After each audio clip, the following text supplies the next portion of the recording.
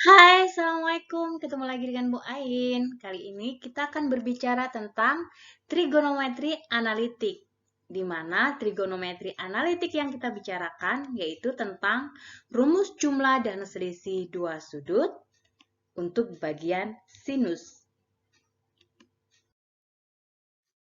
Tujuan pembelajaran kita adalah diharapkan nanti setelah kalian mengamati video pembelajaran ini, kalian dapat menyusun rumus jumlah dan selisih untuk sinus, menggunakan rumus jumlah dan selisih sinus untuk menentukan sudut, nilai daripada sudut yang bukan merupakan sudut istimewa, serta menyelesaikan masalah yang terkait dengan penggunaan rumus jumlah dan selisih suatu sudut. Rumus jumlah sinus, coba kita amati daripada segitiga berikut ini. Ada segitiga ABC, di mana segitiga ABC ini pada sudut C-nya terbagi menjadi dua buah sudut, sehingga terbentuk garis CD. Ada sudut alfa dan ada sudut beta. Jika kita mengamati kedua buah sudut ini, maka kita mengamati segitiga ADC yang merupakan segitiga siku-siku dan CDB yang juga merupakan segitiga siku-siku. Ingatkah kalian tentang perbandingan segitiga siku-siku? Di mana untuk sin alfa adalah demi, depan bagi miring. Sedangkan cos adalah sami, samping bagi miring. Dan tannya adalah depan bagi samping, desa. Jangan sampai lupa ya. Sedangkan untuk sekan, kosekan, kotan menyesuaikan daripada nilai sin, cos, dan tangannya. Kita amati kembali segitiga berikut ini. Dari segitiga ini, kita bisa memperoleh nilai perbandingan trigonometrinya, yaitu untuk cos beta di sini, karena cos berarti samping ya. Samping daripada beta adalah CD. Miringnya adalah A, maka CD per A. Atau kita bisa memperoleh nilainya di mana CD-nya adalah A kalikan cos beta. Sedangkan sin beta adalah depan. Depannya adalah DB, per miringnya adalah A. Maka DB di sini kita bisa buat menjadi A kalikan sin beta. Itu untuk bagian betanya. Setelah itu kita amati untuk bagian alfanya pada segitiga ADC. Pada segitiga ADC ini, cos alfanya adalah CD alfa ya, maka sampingnya adalah CD per B. B adalah sisi miringnya. Maka di sini CD adalah B kali cos alfa. Sedangkan sinnya adalah depannya AD per B. Di sini didapatkan AD-nya adalah B kalikan sin alfa. Dari hal-hal ini kita bisa mengamati hubungannya dengan luas segitiganya. Pada luas segitiga ABC di sini bisa juga kita peroleh dari dua buah segitiga, yaitu ADC dan ditambah dengan luas segitiga CDB. Atau kita bisa tuliskan seperti ini ya. Luas segitiga ABC adalah luas segitiga ACD ditambah luas segitiga CDB. Jika kita uraikan rumusnya, yaitu setengah kali alas kali tinggi, karena segitiga ABC alasnya AB kali CD. Sedangkan luas segitiga ACD di sini berarti alasnya adalah AD, tingginya adalah CD. Yang warna kuning ini ya. Sedangkan yang warna ungu berarti alasnya DB kali CD kali setengah. Nah, karena kita ingin memunculkan sin dan cosnya di sini, maka kita bisa membuat AB di sini kita hubungkan dengan sudut jumlahnya. Di mana ingat rumus daripada rumus segitiga, yaitu dua sisi yang ada, A dan B ini dikalikan sudut C-nya di sini. Karena sudut C ini dibagi menjadi dua bagian, yaitu alfa dan beta, maka sudut C bisa kita wakilkan menjadi sin alfa tambah beta. Itu adalah sin C. Jadi, luas segitiga ABC pun bisa kita tulis menjadi bentuk seperti ini. Ingat ya, pada materi kelas 10, setengah kali AB kali sin C biasanya. Nah, karena sin C di sini, C-nya adalah alfa tambah beta, maka kita bisa tuliskan ini. Sedangkan ini sama-sama punya setengah, setengahnya boleh dikeluarkan. Jadi Bu Ain tulis seperti ini. Selanjutnya setengahnya bisa hilang karena ruas kanan dan ruas kiri bisa kita bagi dengan setengah. Kita bisa tuliskan seperti ini. Selanjutnya kita uraikan siapa AD dan siapa CD. Kita ambil AD di sini adalah B sin alfa. AD adalah B sin alfa. CD di sini adalah A cos beta. CD adalah A cos beta. A cos beta. Kenapa kita ambil CD-nya di sini?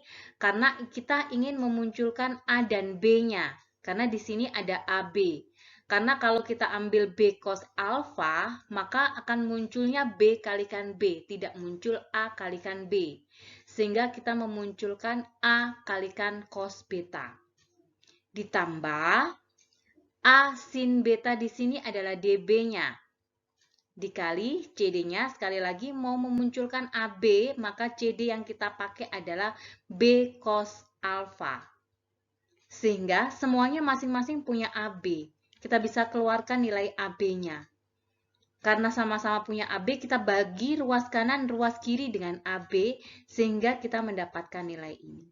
Lebih mudah menghafalnya, Bu Ain putar saja di sini, cos alfa kali sin B. Ini sama ya, kalau perkalian boleh diputar. Jadi diingat-ingat, sin alfa tambah beta adalah sin cos cos sin cos cos sin dibagi rata plus min ya sama saja.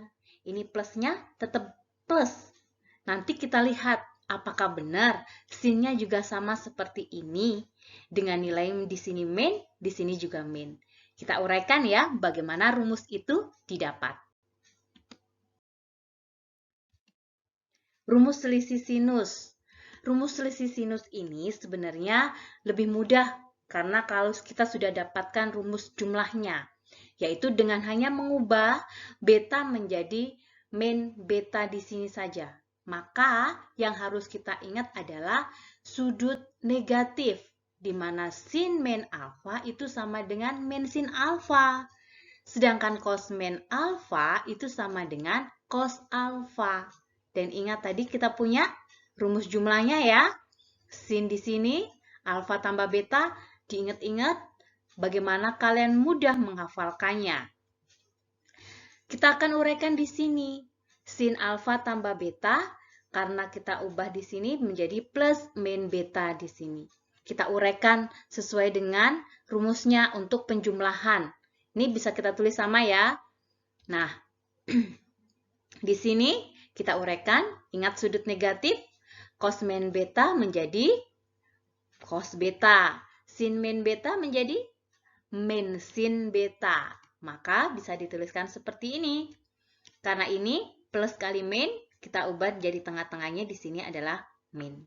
Maka kita punya rumus baru untuk selisihnya, yaitu sin alfa min beta sama dengan sin cos cos sin cos cos sin dibagi rata plus min ya sama saja.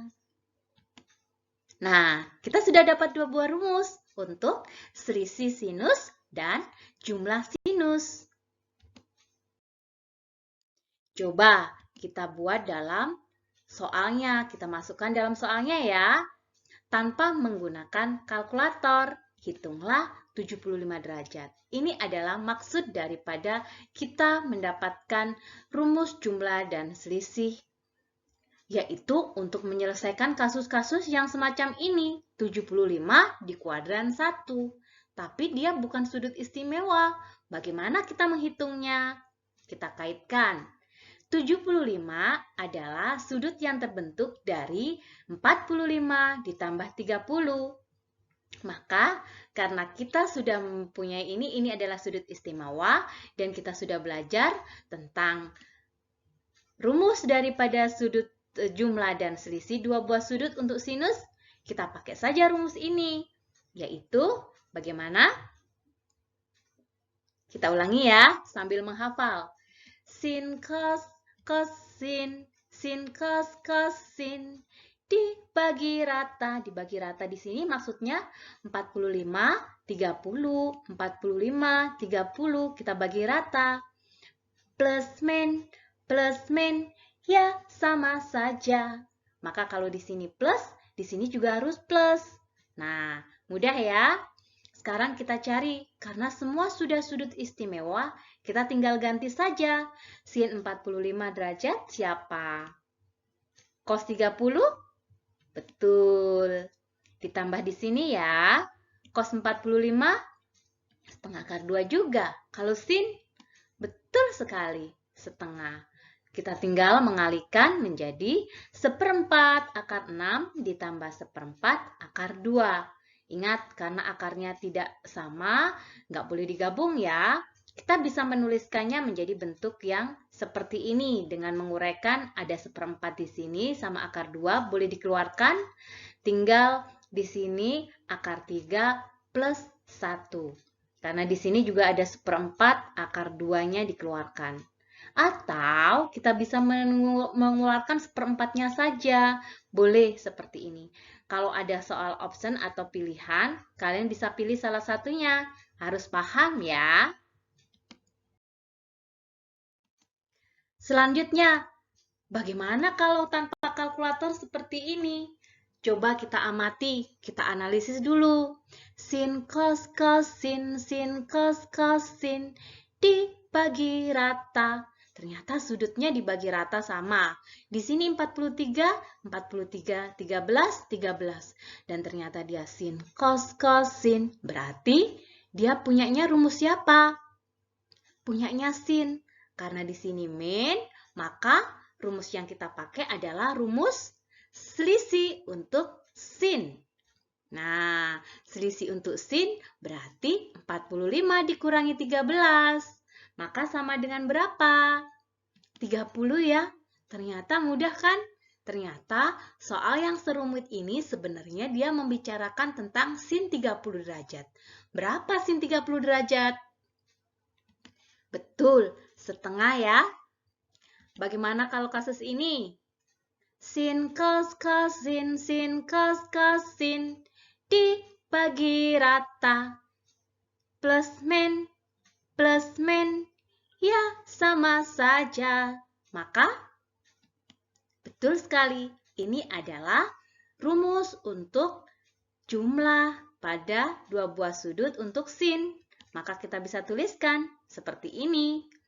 Menjadi dia berbicara tentang sin 45, yaitu setengah akar 2. Mudah ya?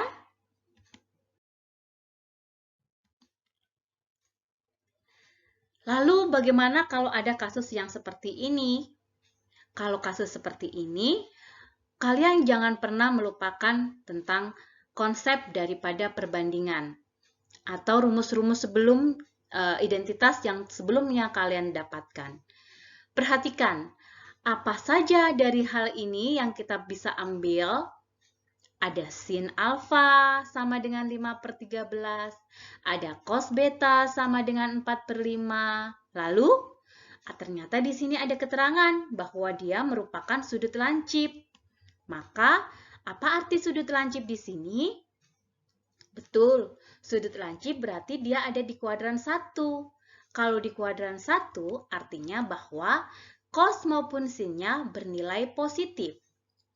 Sedangkan yang ditanya adalah sin alfa ditambah beta. Kita ulangi lagi ya. Rumusnya apa? Sin cos cos sin cos sin dibagi rata. Dibagi rata ya. Plus min ya sama saja. Maka di sini kalau plus, jadi sini harus plus juga. Tinggal kita cari. Kita sudah punya sin alfa? Punya ya. Kita sudah punya cos beta? Punya ya di sini. Yang kita tidak punya adalah cos alfa. Maka kita uraikan di sini melalui segitiga siku-siku. Anggap saja alfanya ada di sini. Ingat, sin itu apa? Depan bagi samping. Maka depannya 5, sampingnya 13. Sisi yang lain kita pakai Pitagoras. Dapatlah 12. Sehingga cos alfa di sini sama dengan 12/13. Maka untuk mencari sin beta di sini langkahnya sama ya. Pakai segitiga juga. Beta kita anggap di mana saja asalkan bukan di siku-sikunya ya. Boleh ditaruh di betanya boleh ditaruh di atas seperti ini. Betanya adalah di sini cosnya 4/5. Cos itu adalah samping bagi miring. Berarti sampingnya 4, miringnya 5. Sisanya kita cari dengan menggunakan Pitagoras. Ketemu 3 ya. Maka didapatkan di sini sin alfanya sama dengan 3/5. Tinggal kita masukkan ke dalam rumus ketika kita sudah mendapatkan nilai-nilai ini. Sin alfanya kita ganti 5/13. Cos betanya kita ganti 4/5. Cos alfanya kita ganti menjadi 12/13. Sin betanya adalah, ini sin beta ya. Sin betanya kita ganti menjadi berapa? Sin betanya kita ganti menjadi, kita ganti di sini, ini adalah beta. Beta bukan alfa ya. 3/5 di sini. Maka kita selesaikan sama dengan 20/65 ditambah 36/65. Kita selesaikan menjadi 56/65. Mudah ya? Perubahan dimulai dari yang terkecil dan dimulai dari diri sendiri. Dan dimulai dari sekarang. Sampai jumpa!